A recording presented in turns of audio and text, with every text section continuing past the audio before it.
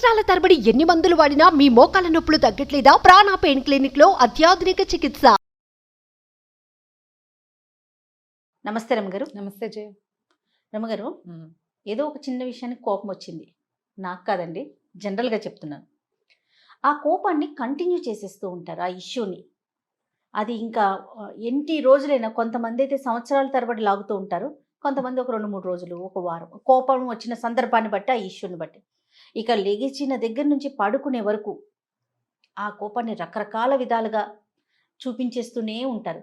ఇల్లు పాడైపోతుంది, ఆ వాతావరణం మొత్తం కలుషితం అయిపోతుందేమో అనిపిస్తుంది నాకు. వదిలేయలేకపోతారు ఆ అంశాన్ని. దాని ప్రభావం ఇంటి మీద ఉంటుంది కదా. ఖచ్చితంగా ఉంటుంది. ఇంటి మీద, ఇంట్లో వాళ్ళ మీద. ఆడవాళ్ళ మగవాళ్ళ సంగతి నువ్వు చెప్పేది? ముఖ్యంగా ఆడవాళ్ళేనండి. ముఖ్యంగా అంత కోపాన్ని ఉంచుకుని మెయింటైన్ చేసి చేయగలగటం కాస్త కష్టం. ఎందుకంటే వీళ్ళకి మధ్యలో పిల్లలు, జనులు, ఫ్రెండ్స్, బాధ్యతలు, అమ్మ నాన్న, అత్త మామ, మధ్యలో భర్త, తమదే ఆఫీసులో, కాలేజీలో, స్కూల్లో ఏవో ఉంటాయి కదా. ఇవన్నీ హ్యాండిల్ చేస్తూ ఆ కోపాన్ని ఎలా మెయింటైన్ చేయగలుగుతారు? చేయలేరు. దాన్ని మెయింటైన్ చేయాలి అనే భావనతోటి ఉన్నారనుకో, ప్రెషర్ తోటి చేయాలి. జబ్బు చేస్తుంది చేయ. జబ్బులు మారి వాళ్ళు అయిపోతారు, అనారోగ్యం పాలైపోతారు, అసిడిటీ వచ్చేస్తుంది. కోపాన్ని చూపించటం వల్ల, చూపించకపోవటం వల్ల, చూపించడం మెయింటైన్ చేయటం వల్ల రోజుల తరబడి. Okay okay, right. నిజానికి మెయింటైన్ అవ్వదు, మనకి బోల్డ్ వ్యవహారాలు వస్తాయి. రైట్. దాని మీదే ఉండడానికి నీకు పని పాఠాలు ఎంతన ఉండదు. ఆడవాళ్ళు ఎంత పనులు ఉంటాయి అమ్మా ఆడవాళ్ళకి. మరి ఎన్ని పనులు చెయ్యాలో. ఇవాళ రేపు ఎవరు చేస్తున్నారు అంటారు, నేను కూడా అంటా అన్నమాట. మనకి ఇవాళ రేపు ఇదివరకట్లాగా దంచుడు, చెరుగుడు, ఉతుకుడు, చేత్తోటే చేయటం అవి లేవు. కానీ క్రియలు ఉన్నాయి కదా. అసలు వేరే రకంగా ఉన్నాయి కదా, వేరే రకంగా ఉన్నాయి. పైగా అపరిమితమైన టైం స్ట్రెస్, కాలానికి సంబంధించిన స్ట్రెస్. తర్వాత ఎవరు మనకి సమయం ఇవ్వని స్ట్రెస్ ఒకటి ఉంది. ఇది అసలు మనకెవడు టైం ఇవ్వడు. పిల్లలు ఎవరు, మొగుడు ఎవడు. తర్వాత మనకి మనం టైం ఇచ్చుకోలేని స్ట్రెస్.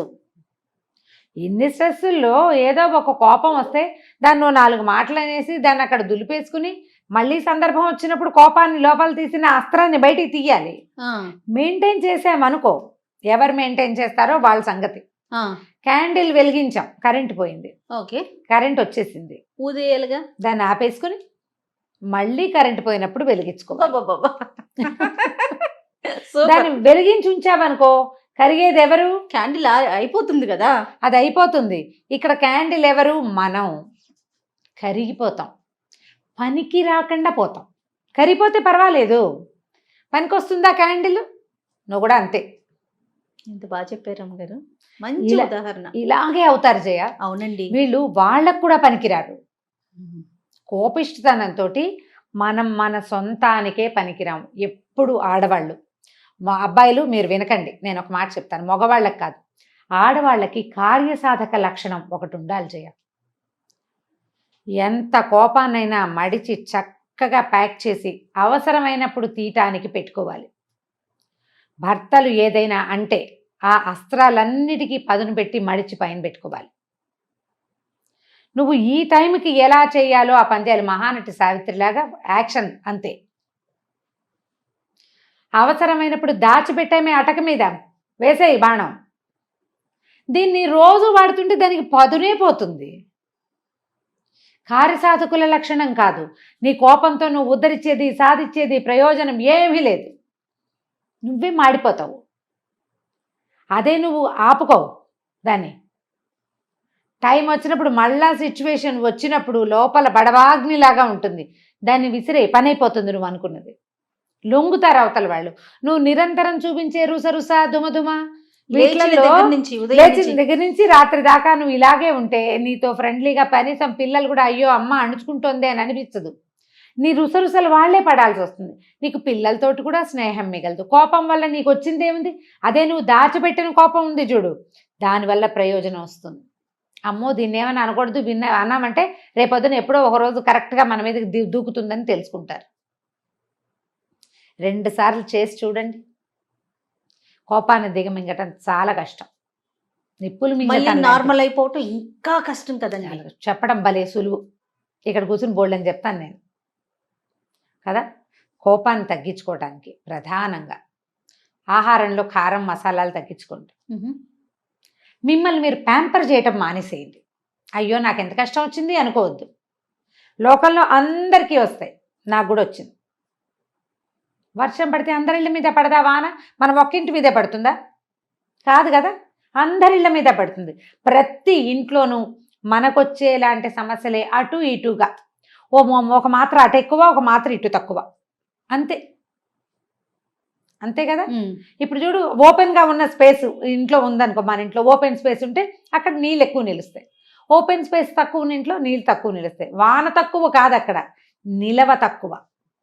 మనం కూడా అంతే. నువ్వు మనసుని తెరిచిపెట్టుకుని కోపానికి, దుఃఖానికి, కష్టానికి ఆహ్వానం పలికావా, వానొచ్చి పడ్డట్టు మొత్తం కష్టాలన్నీ నీ ఒళ్ళోనే పడతాయి. ఓపెన్గా ఉండద్దు. జీవితం అన్నాక ఇలాంటి బొడిదుడుకులు, ఇబ్బందులు, సబ్బందులు రానే వస్తాయి. అందరికీ తాగుబోతు మొగుళ్ళు ఉండరు, కొంతమందికి ఉంటారు. ఆ తాగుబోతు వాళ్ళతో కూడా అందరికీ ఇబ్బందులు ఉండవు, కొంతమందికి ఉంటాయి కదా. ఇది ఒప్పుకోవాల్సిందేనా? అంతే కదా. కాస్త కుస్తా అలవాట్లు ఉన్నా కూడా అవి భార్యల్ని కానీ, సంసారాన్ని కానీ, డబ్బుని కానీ ఇబ్బంది పెట్టని రకాలు, ఏదో పార్టీ ఫ్రెండ్లీగా ఉండే రకాలు కొన్ని, కాదు తాగి తలకి పోసుకునే రకాలు కొన్ని ఉంటాయి. వీళ్ళ మాట వినరు, డబ్బులు తగలబెట్టేస్తారు, పిల్లల భవిష్యత్తు ఆలోచించరు. ఇప్పుడు వాళ్ళతోటి ఈ కష్టం తప్పదు. చిన్న చిన్న ఇబ్బందులు ఉన్నాయనుకోండి, వీటిని మేనేజ్ చేయొచ్చు.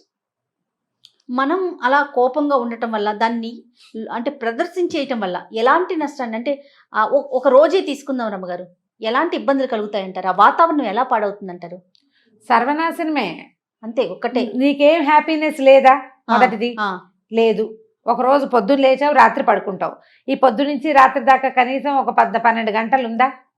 12 కాదు, ఇంకా 18 గంటలు, 16 గంటలు కనీసం ఉంటుంది. 6కి లేచామనుకో, ఈవినింగ్ 6కి మనం పడుకోగలం కదా, 10కి పడుకుంటాం. అంటే ఈ 12, 4, 16 గంటలు లేదా 17 గంటలు ఉంటాయి.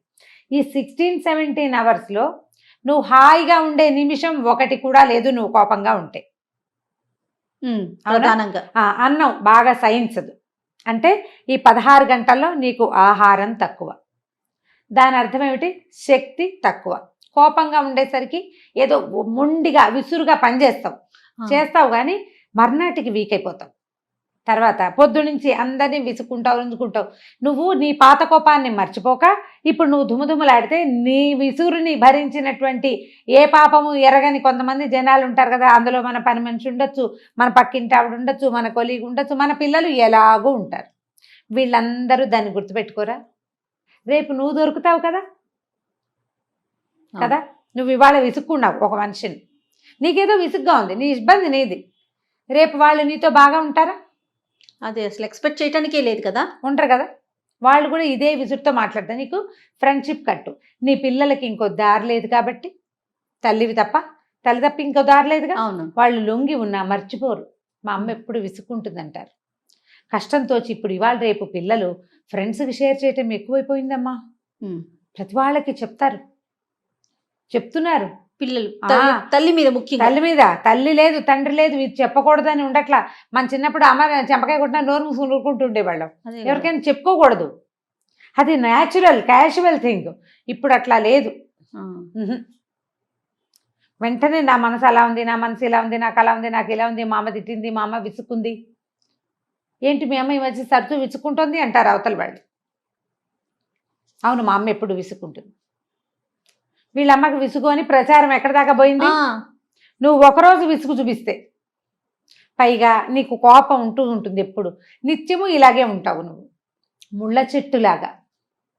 దాని మీద ఒక్క పిట్ట కూడా వాళ్ళమ్మా.